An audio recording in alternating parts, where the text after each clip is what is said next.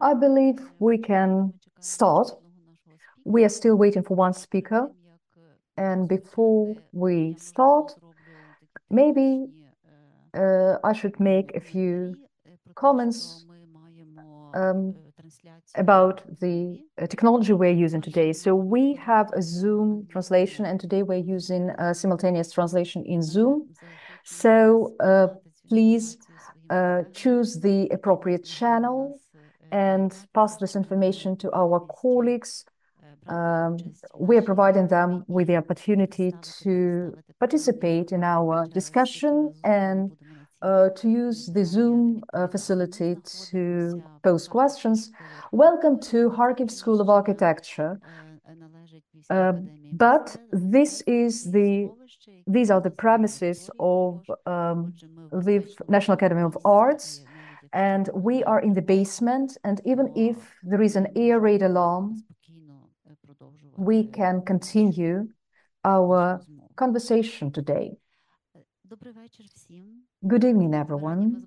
We are really happy to see you all today and welcome you here at our public program. This is our second public event, which is conducted offline under the project of Architectural Heritage Preservation in Times of War, the Ukrainian model. This project is implemented by three organizations: Heritage Management Organization, Kharkiv School of Architecture, and SCARON, with the support of the public diplomacy section of the US Embassy in Kiev.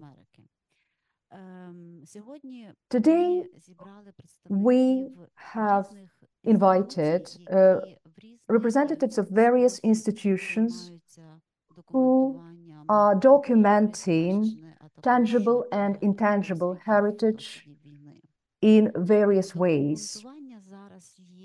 Documenting is our urgent need to preserve the cultural memory and our national identity.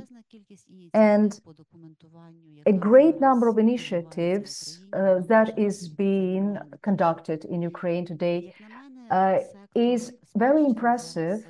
In my opinion, the sector of heritage is on the rise, and it is finding its own identity, and it is being structured appropriately. And our daily challenges in heritage documentation, in which we are joined by many initiatives, both in Ukraine and abroad. We understand this initiative as work, which we are forced into by the war, but also we must think strategically where we are now, where we are going to, and how to work here and now to conserve heritage and to make it sustainable in the future, how to build resilient institutions and sustainable interactions, which would ensure that we have long-term prospects in terms of heritage conservation, both now in times of war and for the future.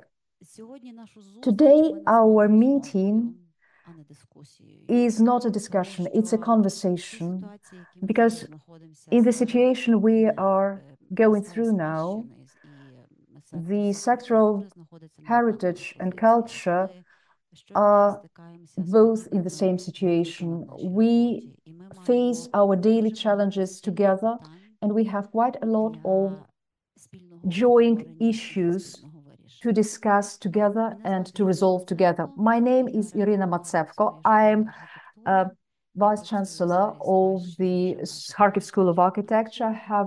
I have 15 years of experience in the sector of heritage, and today it is a pleasure for me to have this opportunity to moderate this discussion and to introduce our guests. I believe that I will do this randomly, so allow me to start with Taras Nazaruk, my former colleague and head of digital heritage branch and a researcher at the Center for Urban History. He is a PhD student at Universitat at Hehan.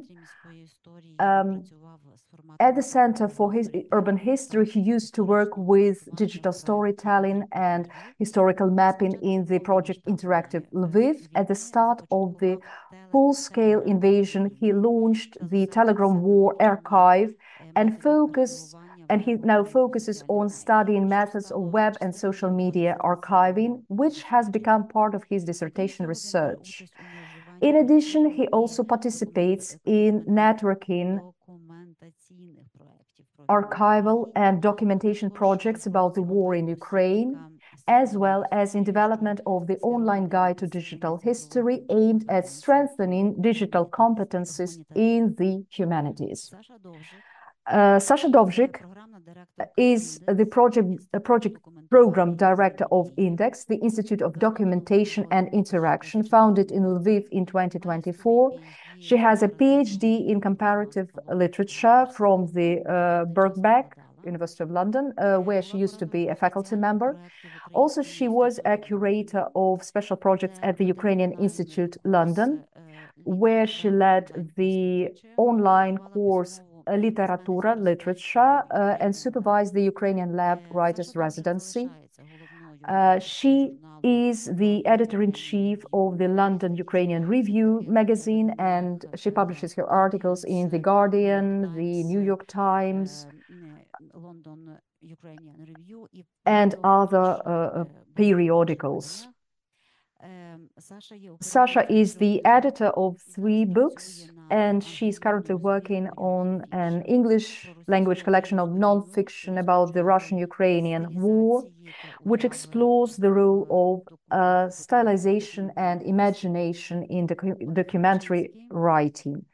And Oleh Rybchynsky, Doctor of Architecture, Professor of the Department of Architecture and Restoration of Lviv Polytechnic University. He has almost 30 years of experience in education. I have counted actually 28 years of training students. He's also a practicing architect, and he focuses on protection and preservation of historical cities with an emphasis on restoration of historical objects and works made of stone and wood. The list of his implemented projects is huge, and I would like only to mention a few ones so that we could see the depth of his expertise. The project of development and inclusion of listing of wooden churches of the Carpathian region in the UNESCO World Heritage List. He also does restoration work in Lviv. I have counted 8 projects have been completed. And Oleh is also author of projects for the preservation of historical towns of Galicia, and not only this region. And I do hope that one more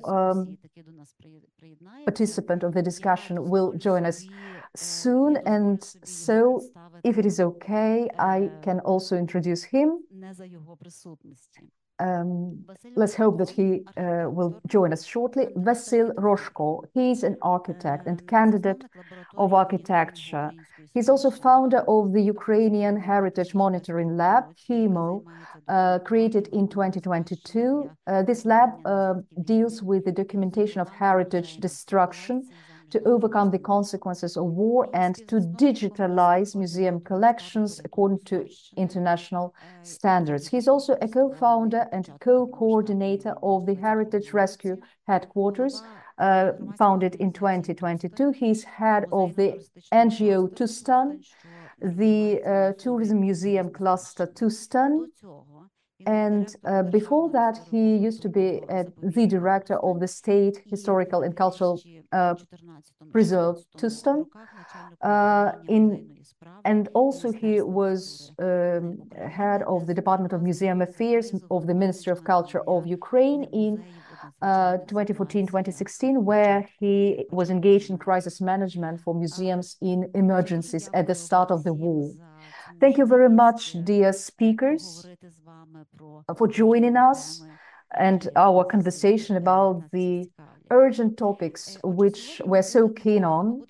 So today we are going to discuss institutions and their approaches to documentation and of heritage. We are going to talk about interaction between the institutions of all sorts. And we are discussing challenges which we have to face. My questions will focus on these challenges. I would like to start our conversation with you, Taras. You represent an institution with over 20 years of experience. So, because this year the Center for Urban History is celebrating its 20th anniversary. Congratulations. Congratulations to you too. Yeah, because, I also was Taras's colleague, and this is my holiday as well. So actually, I think we can mention it also when we're discussing networking. So I think this institution, a Center for Urban History, is extremely important for all of us because you have become the institution which was the pioneer 20 years ago to shift the focus when we talk about heritage from tangible to intangible objects. You started to document experiences. You have started to document the storytelling which actually forms the tangible objects. You have become the institution which has designed and implemented the methodologies of documenting and archiving. And in my opinion, you remain the institution which attracts and which has become the point of gravity for other specialists. So my question will be, what adjustments have you implemented due to the war? And what new concepts and approaches have you initiated because of the war? And because today we have so many initiatives, I would like also to ask, how do you see the opportunity of creating a sustainable structure and infrastructure of heritage, which could provide for sustainability within the whole heritage sector in future? Good evening, everyone. Thank you very much for the invitation. Thank you for the questions. The easiest answer to this question is that we are talking about institutions and we're talking about networking, and that is why we are here, all of us, discussing our projects, and we are part of this long-term process of creating an infrastructure of institutions, agencies, networks, dealing in documentation of heritage and preservation of heritage. And this is a long story. It cannot be completed in one day. This is a long game to play. And yes, the Center for Urban History within this context already has a lot of experience. As you have mentioned, 20 years of experience. We have been working on heritage, and we are dealing with it from our own perspective because we are an institution which, on the one hand, deals with tangible heritage. There are a lot of projects conducted by our center focusing on Lviv, spaces of Lviv, architecture of Lviv, tangible heritage of Lviv. We have researchers. I can see them, some of them in this audience, who focus on the history of architecture. So it is very important to think about the heritage not only as material, tangible objects, they always are underpinned by specific historical context and uh, histories of specific persons. And for us, it is very important to look at architecture, to look at tangible heritage as history of interaction between people who are the creators of heritage, linked to heritage, linked to its being, heritage, and its status. These are the people who inhabit heritage. And this is key for us. This is the way we practice when we design and conduct our projects concerning heritage objects. And it was very important for us to have a good look at the objects, rather not objects, but plots and scenarios which are not stored in state archives. Maybe these were private collections, private materials of specific persons who are part of architectural history. Maybe these documents are not official. Maybe these are not formalized as formal archives, but these are experiences of real people, and we have multiple experiences, and it is extremely important to have this multiple points of view on our spaces and buildings. And since the beginning of the full-scale war, we have been engaged in both tangible heritage documentation. And thanks God, we are very happy that today we have colleagues in Ukraine and abroad, very efficient professionals who are dealing with the same issue. We are so glad to be supported by them, but also we are trying to use our previous experience to create visual archives, to create archives of interviews, and to work with digital data. And we try to digitalize and use digital tools for our purposes of preserving heritage. And this is our new focus, which we started practicing from the beginning of the full-scale war. And this is what we're doing to capture these ephemeral situations, stories of people which can be lost, which are not so visible in the official sources, mainstream narratives, and media. And so we are trying to preserve these stories which can be so easily lost, to hear them and to document them. And so one of our projects, which was started from the beginning of the full-scale invasion, were the interviews of different people, recording them. And Natalia Trishchenko, my colleague, is the head of this project. Also, we are compiling visual collections, collecting materials through public calls. We asked people to send us photos of something happening next to them, for us to archive them so that we could create this plurality of the daily life and preserve it and capture these materials, stabilize them, and store them as part of our heritage and memory, which we are living through now.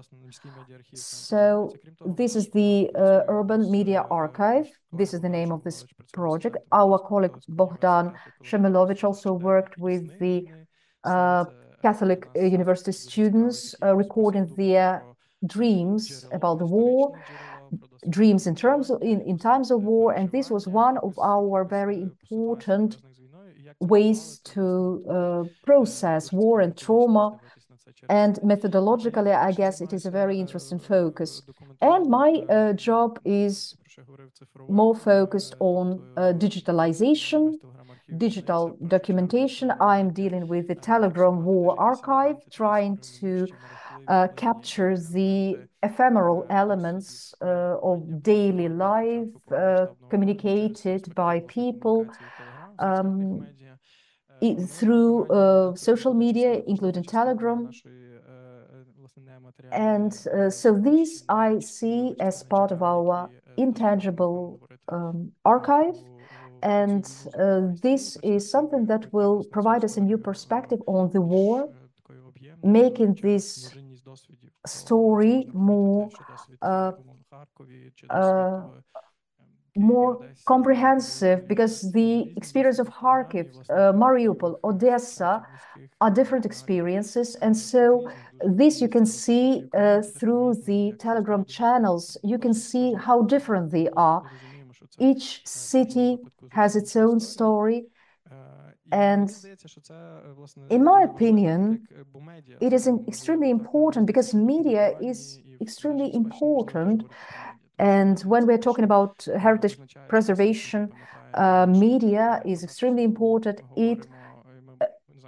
It preserves our memories and it creates our memories, because when we're talking about World War II, we are visualizing it as black and white photos, because this was the kind of media we had then. So when we are talking about this war, I believe we're going to talk later about the material provided to us, content provided by social media. So these could be black and white photos and colored photos.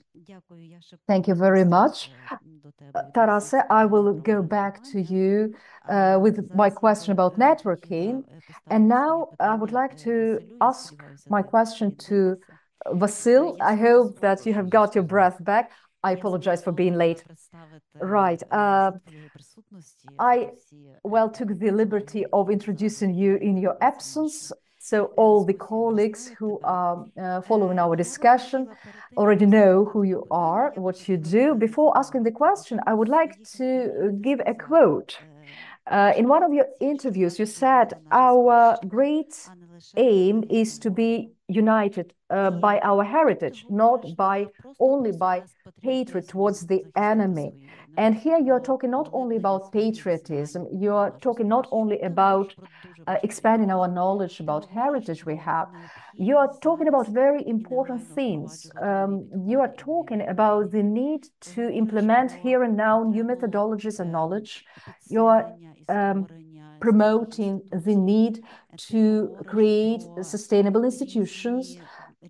You are stating that we need to cooperate with the state and with the communities at all levels. So I would like to ask you to discuss to present your question, your approaches in HAMO, how you are preserving heritage in times of war. And also, I have a question like that. I believe that you are trying to unite two things which are rather opposite, rather polar. First of all, you are trying to bring together urgent documentation of urgent cases. On the other hand, you are trying to make it systemic and comprehensive and sustainable in terms of documentation and in terms of building this network of relations with other institutions. So my question will be, how can you balance these urgent response, immediate response to the hazards of war, and forming a long-term strategy of working with heritage? Thank you. So I think I will try to answer from the last question. So my perspective is that if you survive and you can do something, then this is balance. If you do not survive, then there is no balance. Since the beginning of the war, we tried to do the emergency documentation, we tried to evacuate, we tried to provide funding. But in my opinion, it is rather impossible to make it a system unless you see it as a system. And very few people work systemically. Most of the institutions in our sphere don't know about the efforts we're making, like 2,000 museums, which being the former head of the department of the Ministry of Culture, I actually registered them, but few of them are active now. So HAMO is our specialization so that we could do it right. Our overall goal is to do heritage monitoring, meaning monitoring the infrastructure or the data infrastructure which we will need after the war. So for me,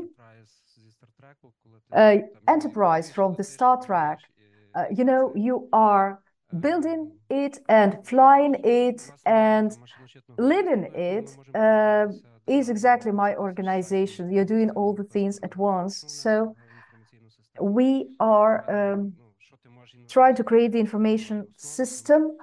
And unless you have a system, you cannot register anything. In Odessa, we had like around 90 institutions which were trying to document Odessa monuments, but they were uncoordinated. But you need to make it systemically. And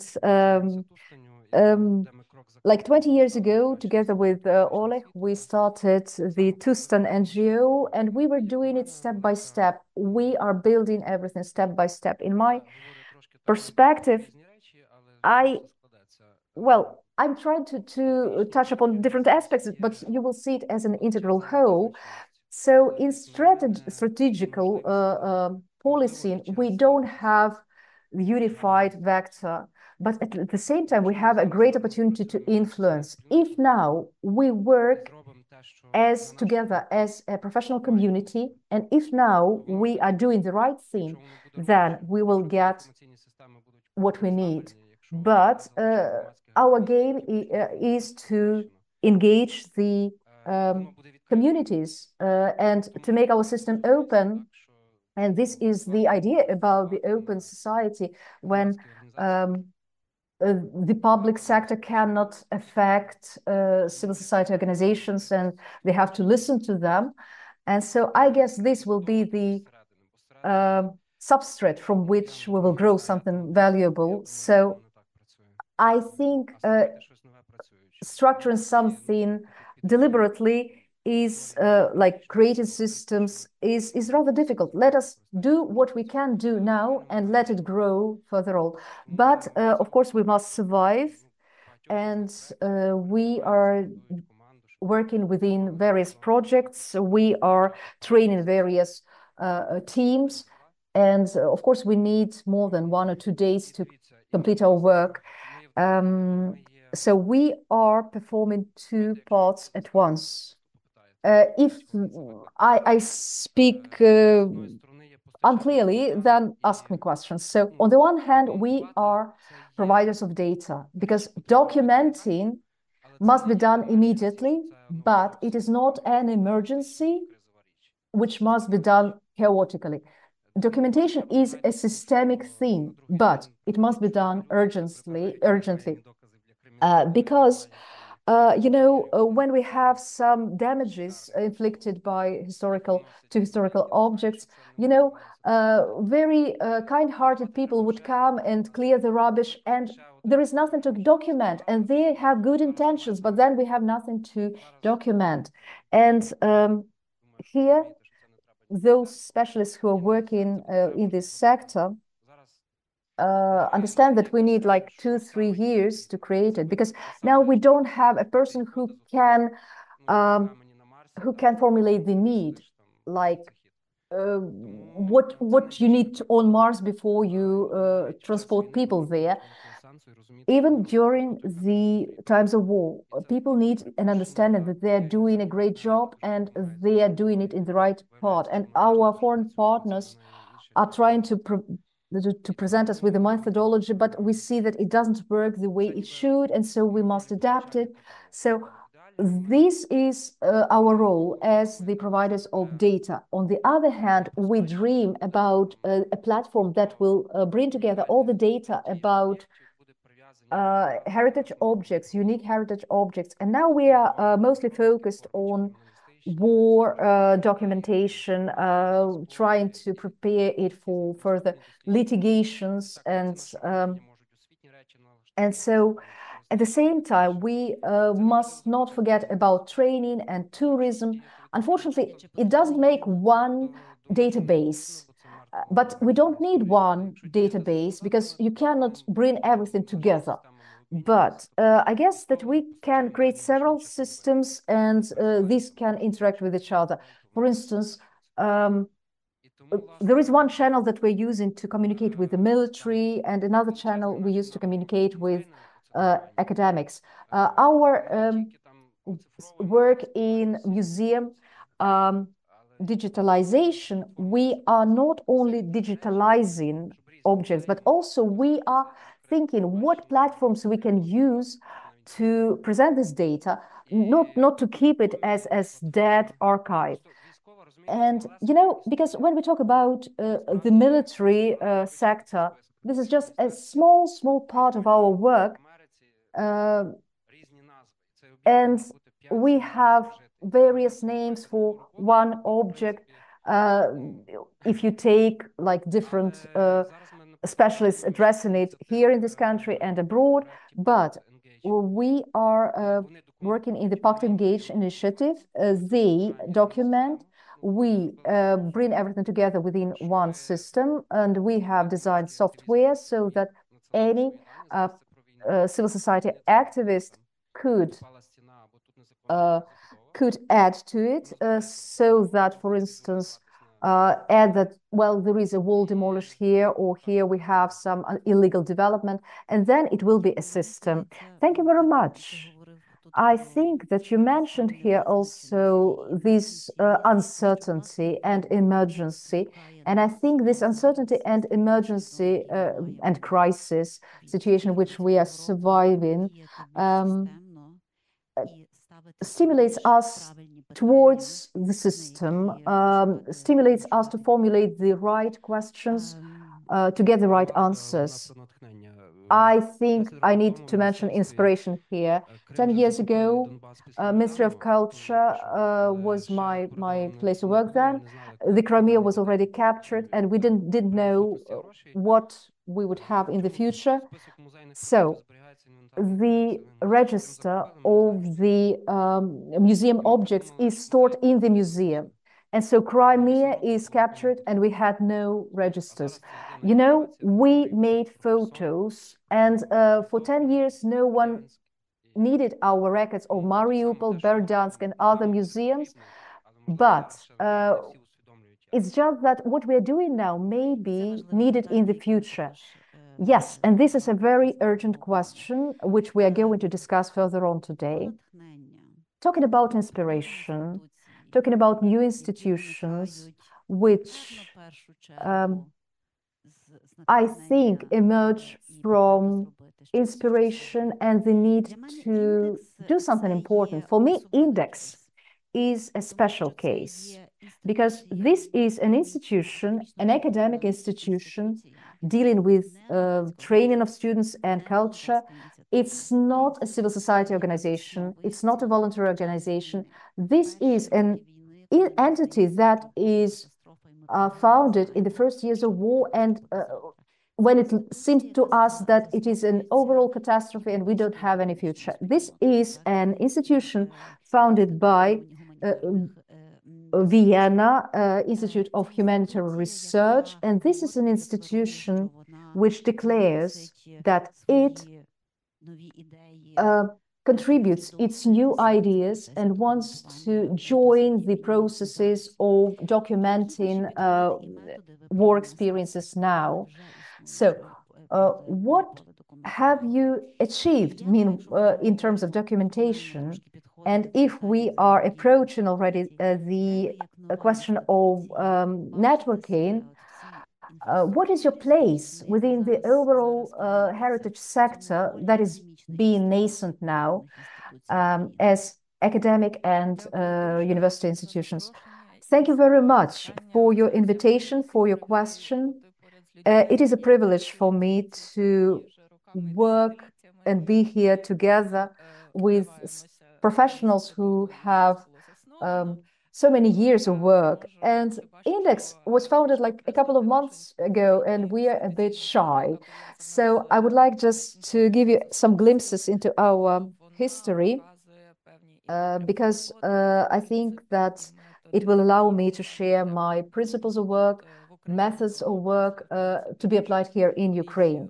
And we, of course, share it with our umbrella institution, the Institute of Humanitarian Sciences, and the founders of Timothy Snyder, the founder of its program. In 2015,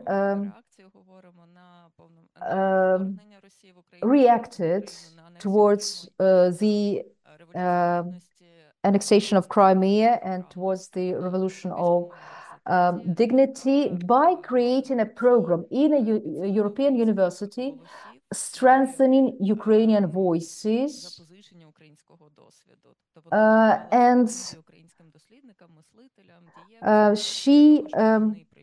This program invited our specialists to Vienna to share their experience, and the vision was that there are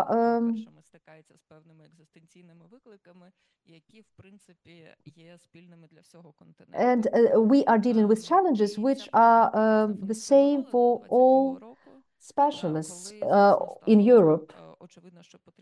And here Тімоті Снайдер і директорка програми «Україна в європейському діалозі» Катрін Янгер засновують програму Documenting Ukraine. Як два історики, вони розуміють важливість джерел, вони розуміють важливість свідчення і важливість документування. Це програма, яка видає гранти українським And here we have a program не лише історикам, фотографам, that allows everyone, specialists from all areas, photographers, historians, other specialists to document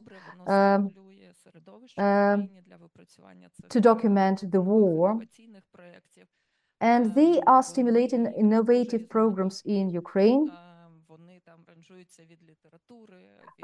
and including literature, photography,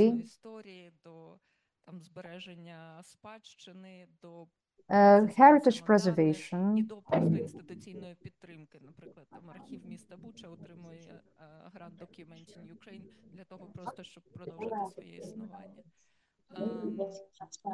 Знову це добре працює певний час, але зрозуміло, що потрібно щось ще, окрім реакції швидкої допомоги, що ще, окрім гасіння пожеж. We realized that окрім firefighting, окрім striving from one place to another, we acknowledge the fact that talking about Ukraine perhaps should be taking place in Ukraine. And perhaps there's no way of, maybe it might sound cynical, but maybe we shouldn't give a lot of platform for Ukrainian cultural activists in Europe, because they were there as refugees. We should support the ones that are inside the country.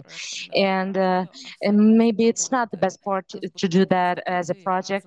Maybe we should build up our institutions that will be stable, that will be sustainable, that will be resilient. We have inspiration, and we can keep that institutional memory, institutional stability, and we will work for working inside the country. We continue to document inside the country as we started in the program Documenting Ukraine, as supporting people who do that, but as well as developing the archives to build the infrastructure for the archives they already have documented, to preserve that, to safeguard actually.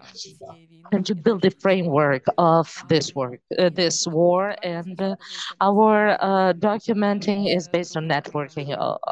Yes, that's the second component, the second part of our work. And we're so happy to have our great stipendiates with us who are representatives of our intellectual community. And we are so inspired that they have some kind of location, some place to implement their intellectual practices in collaboration with us, of course. And now we are coming up to this component of networking. At present, it is extremely important for us to communicate with already existing institutions because, well, as we acknowledge that we're coming in a great institutional landscape.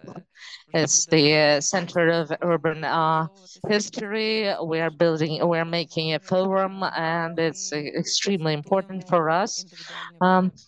We will be presenting individual projects of our researchers in Lviv, scholarly institutions, Bodan Dovzhyk, an artist, a painter who is documenting it all in artistic mindset. And whoever is close to the municipal center this Saturday, and Artem Kharchenko, well, he's on his way from Kharkiv still, and tomorrow he'll have an event in the territory of terror. He will tell about his experience during the war, and the moderator will be Uliana Blecharska, who is actually developing the archive.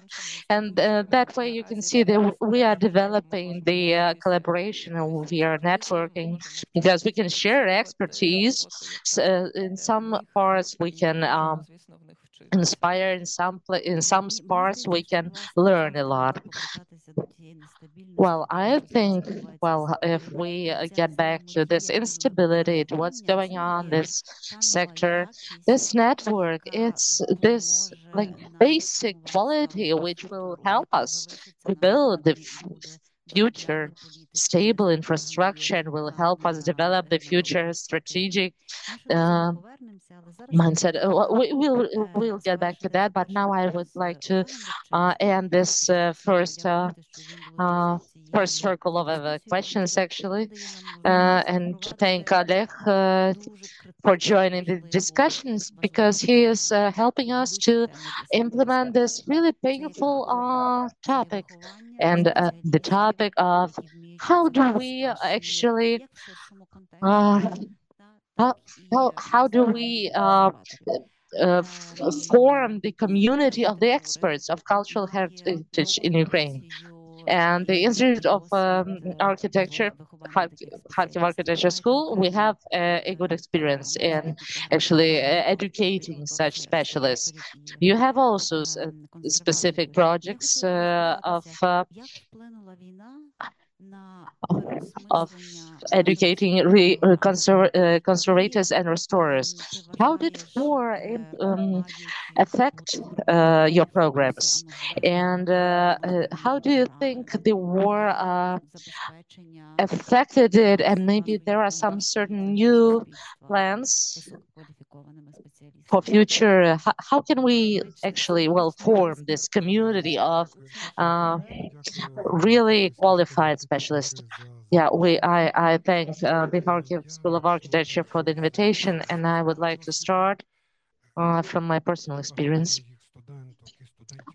A lot of my personal of my students are now fighting at the forefront, and I'm really grateful because due to that, well, we can work further, and it really affected our community because war is mostly personal experience.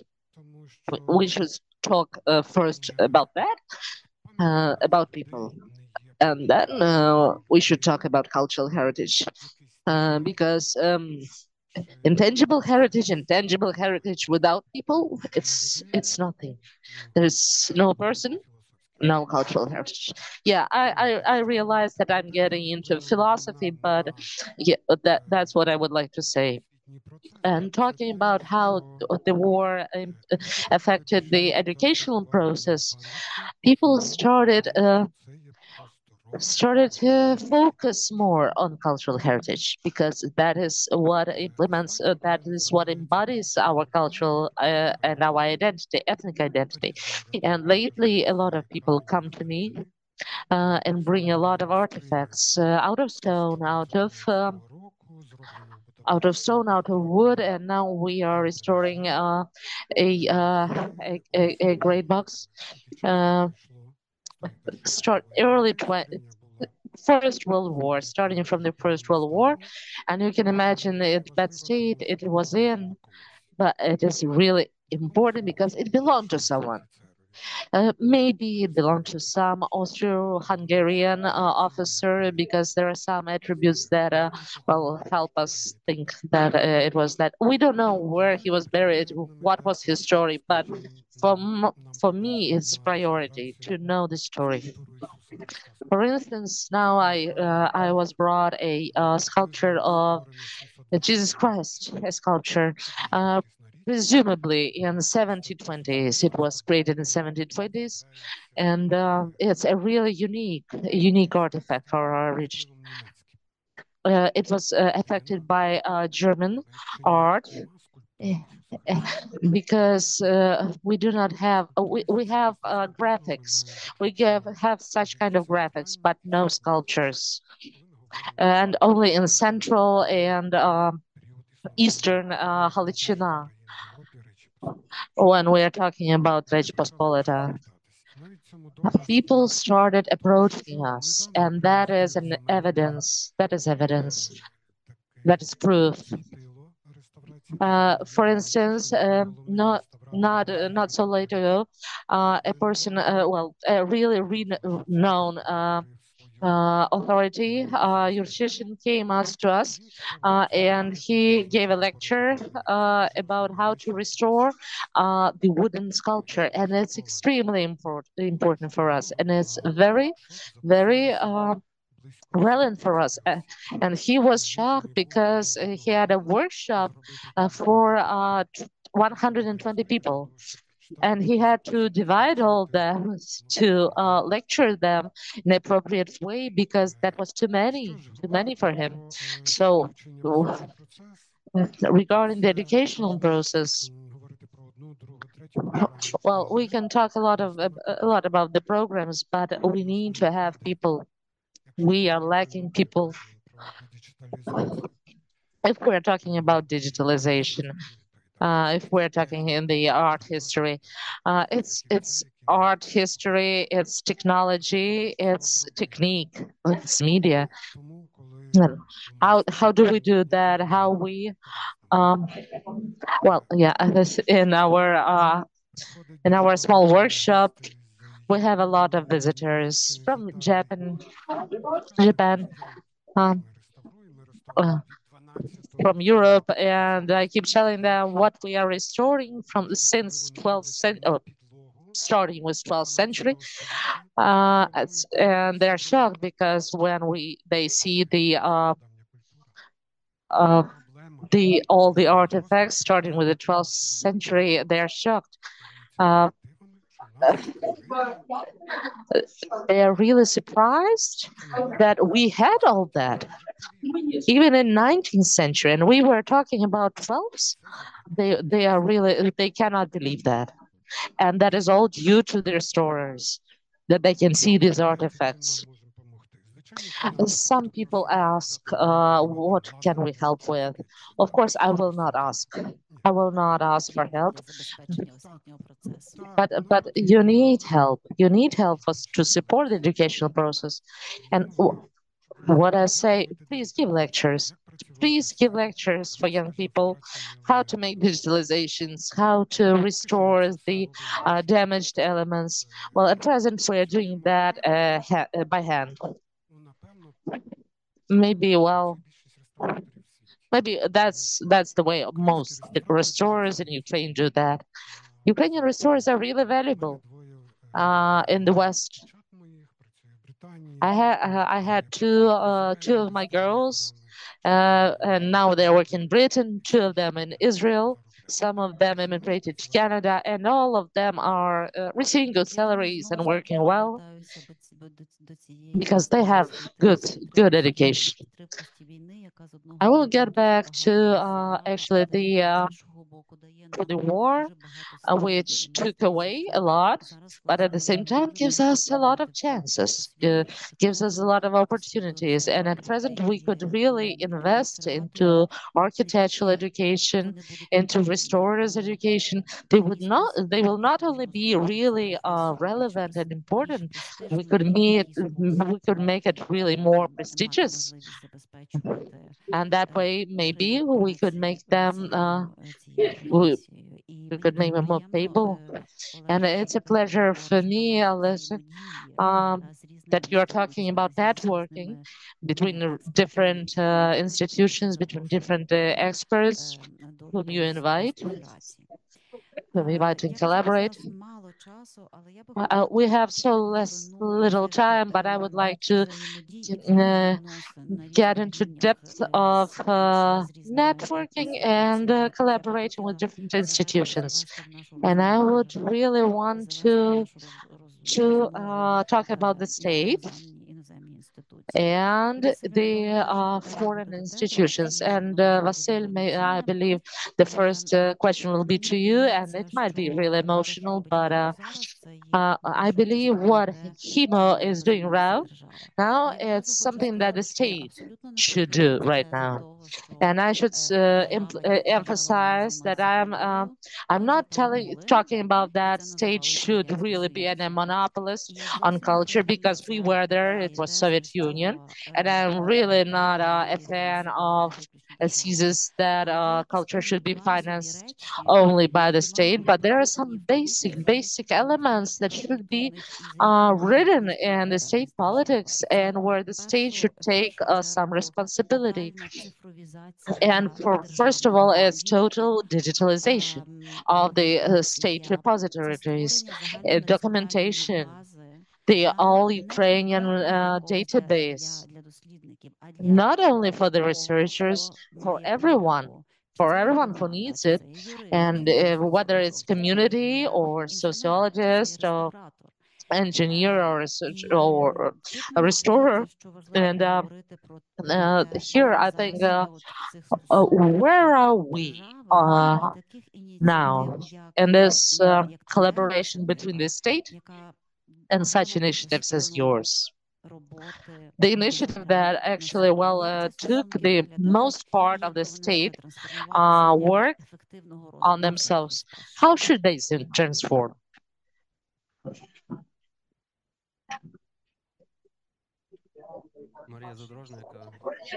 Maria Zadorozhna, who is a part of my team. I learned a lot from her on this part because, well, she's responsible for this collaboration. Wherever you start, it will all come together at some point. It will all come together sometime. We have a lot of thoughts on this matter. When the war started in 2014, I was in the ministry. I came all by myself, a single person from a really far away village, came to the ministry, and I realized that the ministry does not really coordinate what it is doing. And within a year, we inventorized, we documented really a lot, but it's far from all. And you should acknowledge that the fact that ministry always thinks that everyone is using the instructions, the guidelines, and we managed to do the questionnaire and ask whether everyone is using the instructions, the guidelines. But yeah, well, the fact revealed that no, most of the museums do not know even about the existence of these guidelines. And I found out for myself that a lot of things were illusionary, were fact on. And when the full-scale war started, I was outside of the ministry. I was outside of the state. Unlike Katya Chueva, who was deputy minister, and I was more free, and well, I had an opportunity to gather more specialists to engage, and we even formed like a port of conference. We had a lot of people. We asked 1 million from the ministry because we needed help. We had a lot of questions and less answers. Yes, it's a big question because the ministry cannot operate the finances. Well, perhaps that's the good part of this. So yeah, we did not finalize the all-Ukrainian database. Working with UNESCO is much easier, and now to prescribe we are helping to buy equipment for the restoration center because the state cannot do that, and NGO and private initiatives, grassroots initiatives can do that. And the main thing is I do not have to write all these letters to the ministry and check them and wait for the answers. You know what's funny, in 2022 we did not know even ourselves what we had to do. And we received the first grant from our donors, foreign donors. And now it's this third one that we are finalizing and reporting. And donors are asking, well, please, well, share that with the ministry. And I said, no, I have no one to share with. I have no one to share it. We are a coalition. Well, starting with the first days of the full-scale invasion, numerous institutions, NGOs, museums. And I said, yeah, we'll hold on. We'll preserve that. Believe me, it's not worth even sharing. We put it in the cloud, structured it all, and I shared with the deputy minister almost 2 gigabytes. Well, at present, we still do not have access to that. So I would like to revise actually the capabilities of these collaborations between the state institutions, private institutions. What collaboration could actually be? At present, well, we do not have that competition anymore. We have a capability to help. Well, for instance, we take a lot of objects, a lot of cultural heritage sites from the ministry. We put them all together, we document them. We see that a lot of cultural heritage sites correlate. But you should acknowledge that 150 only have photographs. No one can prove. It's like our distance monitoring.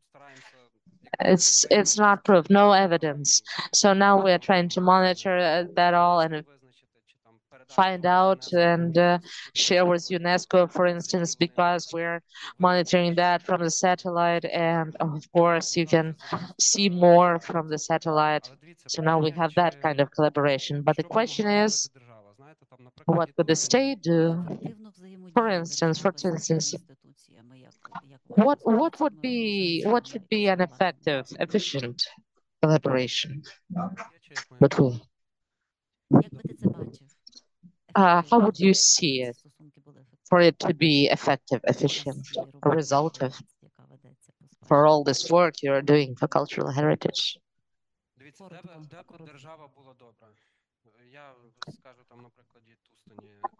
I'll share on the experience of Tustani.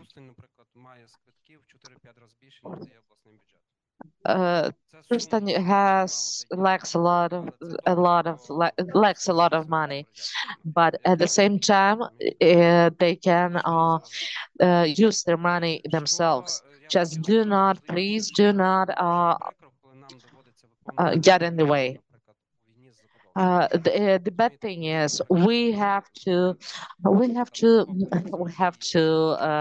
actually work for the state. We have to work for the ministry.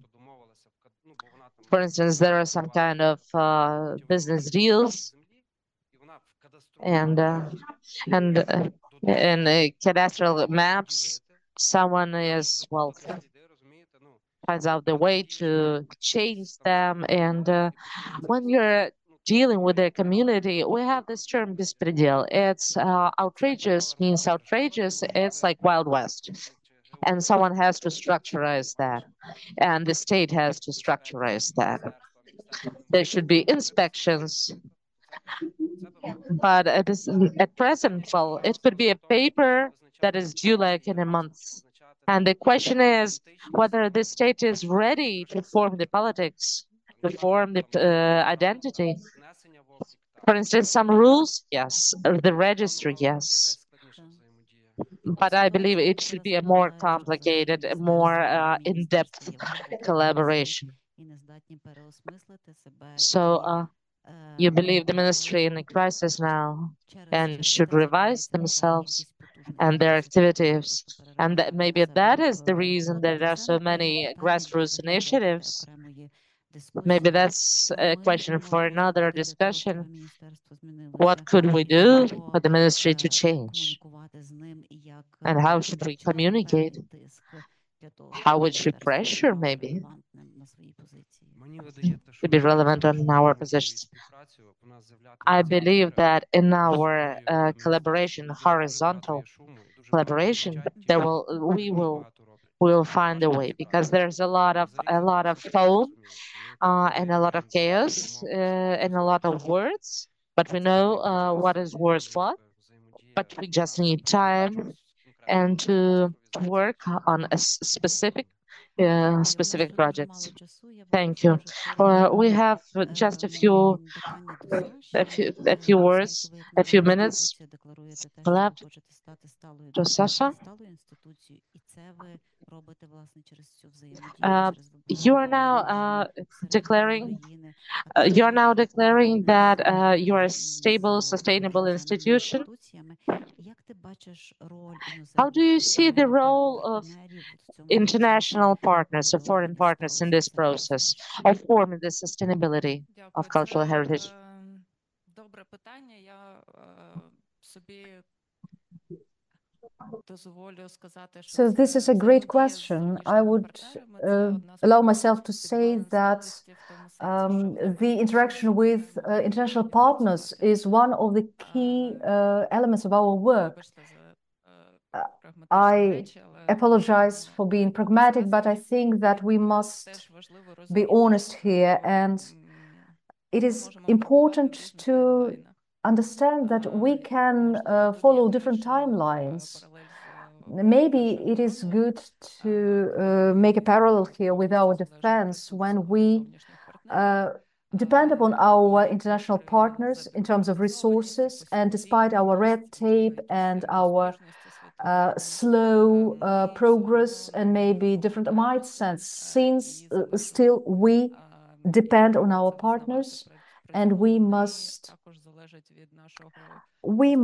depend on them, and they actually should share our unique experience and position, because we have unique position and experience they will treasure. So we must appreciate the fact that we have international partners who see how valuable it is to establish centers promoting knowledge about Ukraine in Ukraine. And this is our great success. And also we feel great responsibility to advocate at all platforms available the need for international partners and institutions and donors to invest into the institutional development of Ukraine, and not only firefighting, which is done with short-term grants. So we must be systemic and we must address all issues. I loved your thesis. I love your statement that they have resources, we have the desire to use them. And the last question is rather difficult, but I must pose this question because this is a logical outcome of our conversation. Our great desire is translated into a huge number of initiatives, which also evidence our great desire to work. And I think this is the question to you, Taras, because you have such great experience. How can we avoid the risk to be drowned in this huge mass of information that is being stored now and collected now? How can we learn not only to produce knowledge, but I think this is what we are doing now, and we are rather successful in that, but how can we learn to operate this knowledge successfully? And this is a complex issue, and I think for several years all the heritage experts are thinking this over, but maybe this question should also stimulate our vision of efficient use of these resources in 20, 50 years. True, this question is very complex and difficult to answer. So I think this attempt at networking, which we are conducting, we are cataloging our initiatives, we are networking in our organization, and we're trying to map this landscape of initiatives and projects which are engaged in documenting and preserving heritage.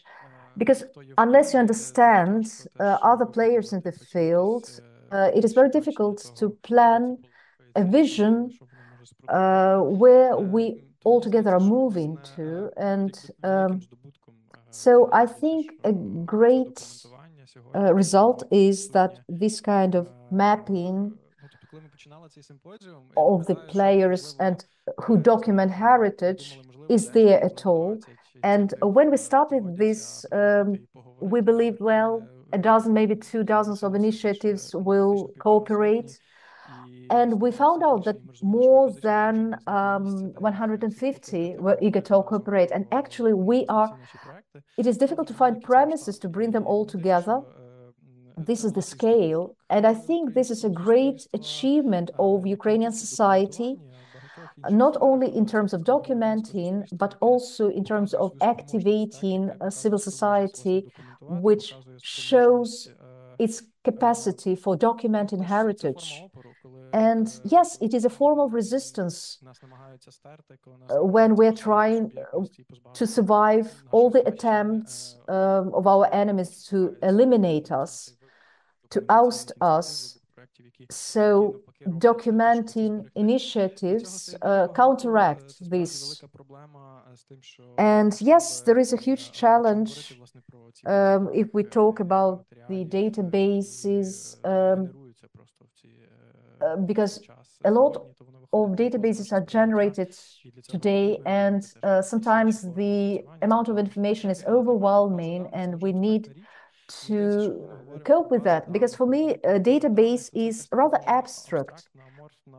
It is amoebic, and we cannot grasp it within what exactly it is. And for me, it is important also to generate knowledge on the basis of this rather abstract amoebic substance. So how to work with them and how to keep them operative and efficient. So to do this, I think we must address the people behind the databases, to go behind, to see what people, what communities are behind them, and to root these abstract databases in specific communities, and to talk about specific people, so that the results of this documenting and generating knowledge and memory narratives, to return them to the communities who are the generators. So to return them to the key beneficiaries of our heritage preservation, of this knowledge preservation. So I think these abstract, huge databases, to translate them into discourse, metaphors, and to understand that there are real people, real stories, and real communities behind these abstract databases. And it is for them who we are storing this data. And when we talk about international cooperation, it is also quite an important challenge, because the international cooperation we are engaged in also involves a lot of challenges. We have discussed it also during our symposium. We are collecting data here, then these data are transferred to some big research centers, and the knowledge is generated there, not here, but there. And the narrative is also about us, is generated outside our borders. And sometimes it is generated by the people who are not familiar with the context, who are using this data secondhand. And so that is why we have warped narratives about the region that was the object of documentation. So to ensure the resilience of these databases, it's important not only to document, but also to tell stories, to co-create. And I think this is the key way to work with data. Thank you very much, Taras. Your answer, I think, was a guideline how to work with databases. And we still have a couple of minutes. And I would like to give the floor to our audience, and to give our audience an opportunity to ask questions or to make comments or to reflect upon what we have discussed today. So thank you very much for the lecture. And a question I have is for all of you. How are you planning to engage young people, young specialists in your sectors? And another question, have you thought about commercializations to be independent from the state? Thank you.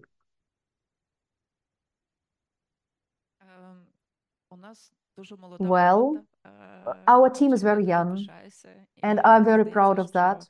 And I think that maybe I'm mistaken, but this is our value. Our team understands without discussion why documentation is essential, how valuable it is, and that it is creating the framework for the future also. So, this is the common vector that we have, and this is the arrow we're shooting into the future. And when we are in the future, we will see the fruit that we're growing today. So this is the value for the people who are working with us, and for everyone who is working within the sector of documentation, and for everyone who is sharing our values. And I think we are very proud to do so. And when you are asking us about the practical engagement, well, we are inviting you to our events. Join us tomorrow and the day after tomorrow at our events.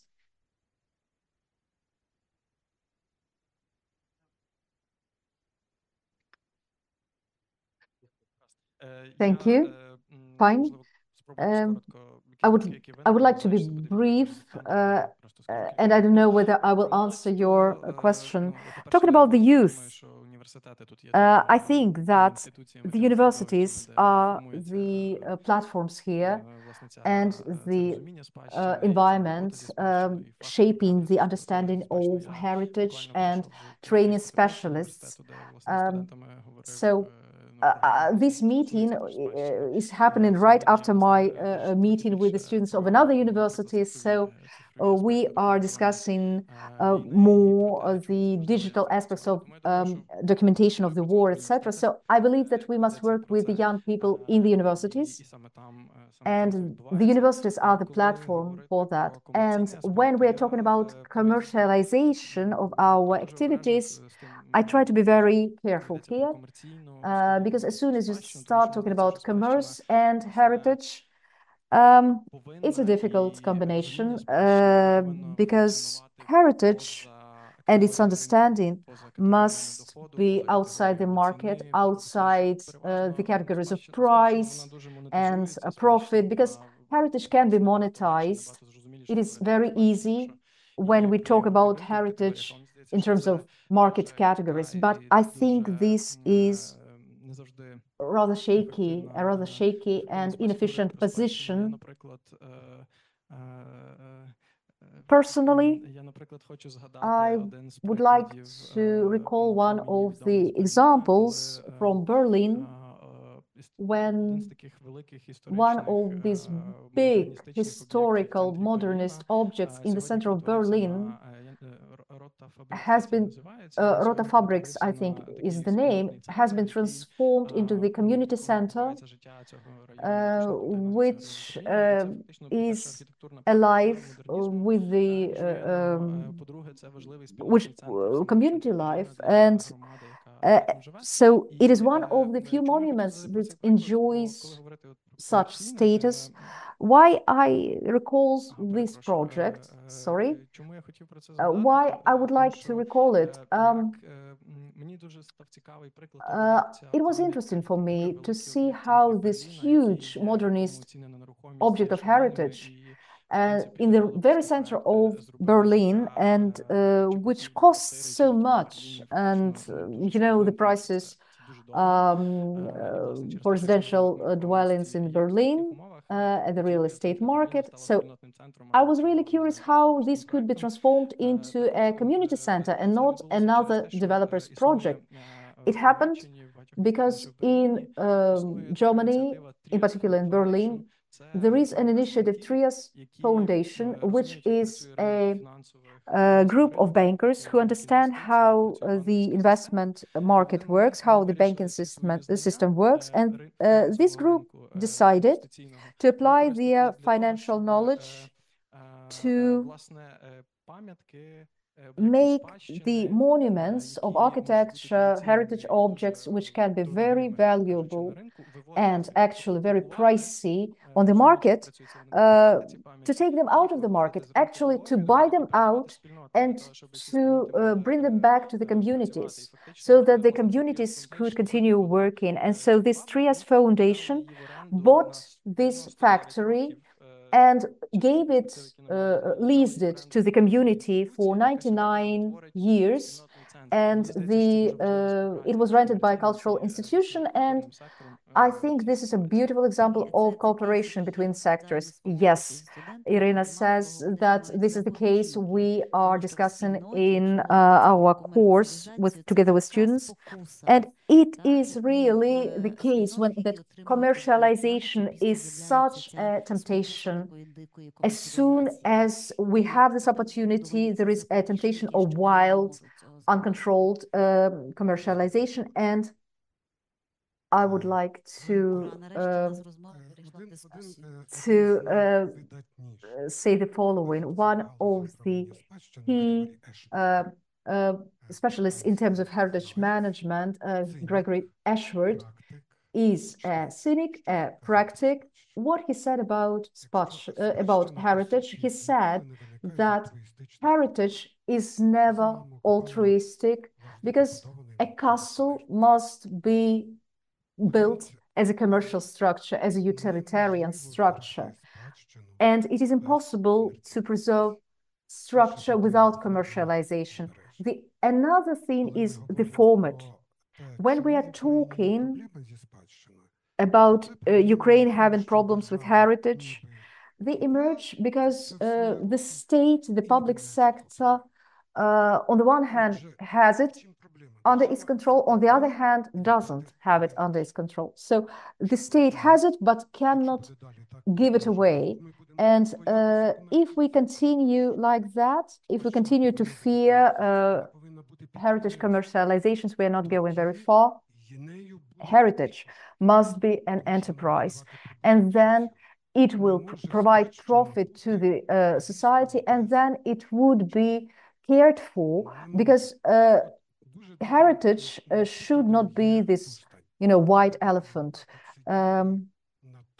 So Tustan is a very good example here. If Tustan was not commercialized, had not been commercialized, it would have perished, because all these coffee shops, all these souvenir shops, etc.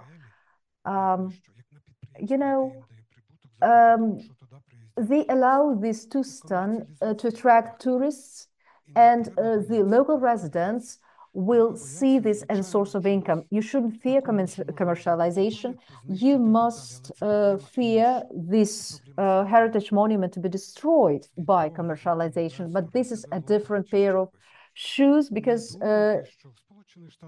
it must be done in a civilized way. And don't think that it is all ideal in America and Europe.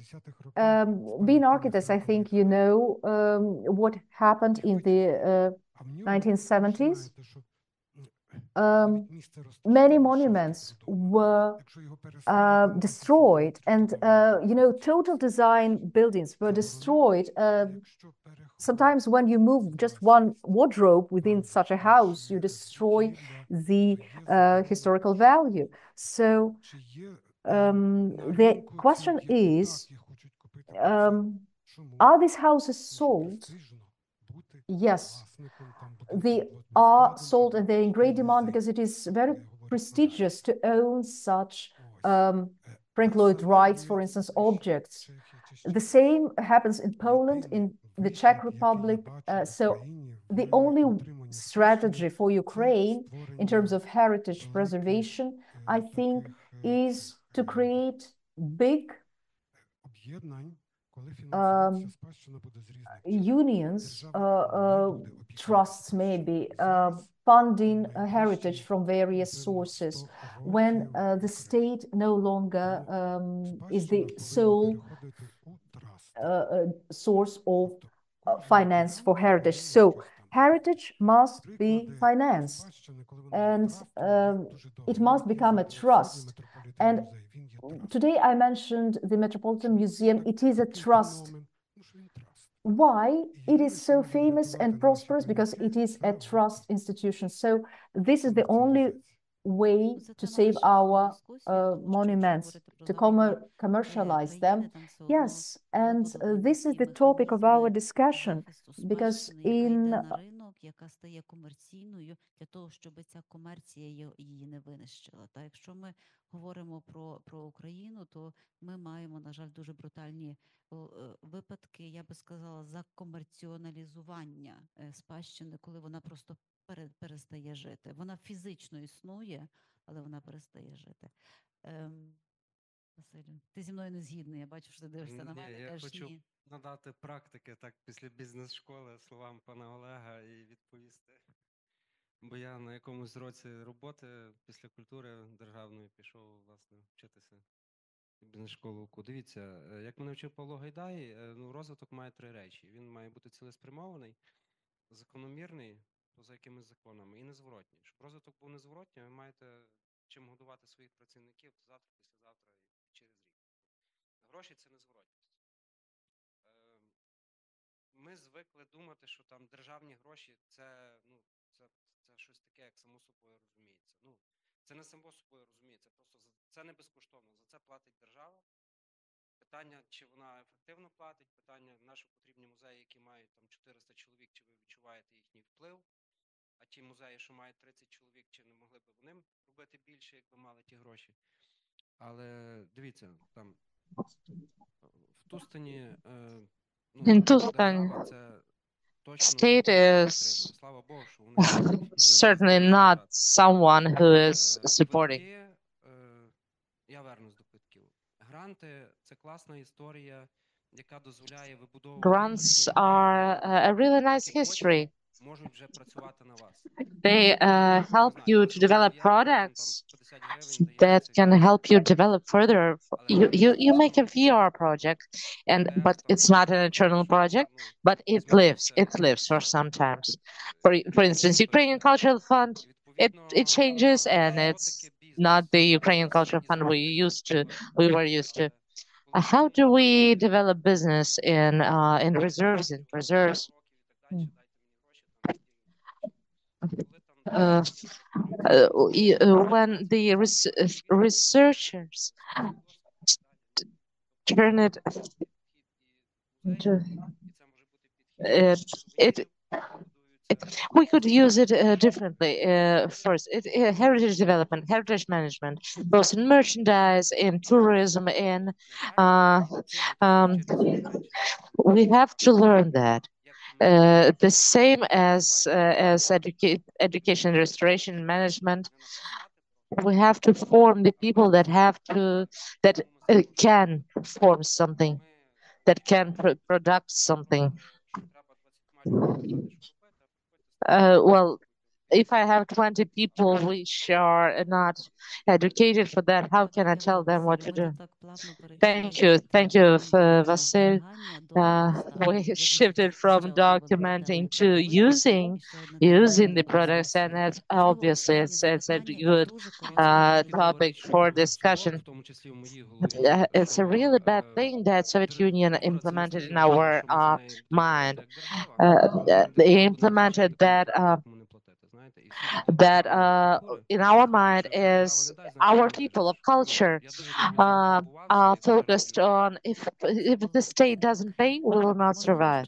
No, you have to refocus. You have to survive even the state doesn't pay. Maybe one short question to our panelists. If there are no questions, but well, what we are talking today, we were talking about not so relevant questions, not detailed questions, but at the same time, we acknowledge the grassroots initiatives who uniting, collaborating, networking form this infrastructure for safeguarding cultural heritage. On this positive note, I would really like to end our discussion and invite you to our further events for the further events of Kharkiv Architectural School. They are both offline and online. And thank you so much. Thank you so much. Have a nice night.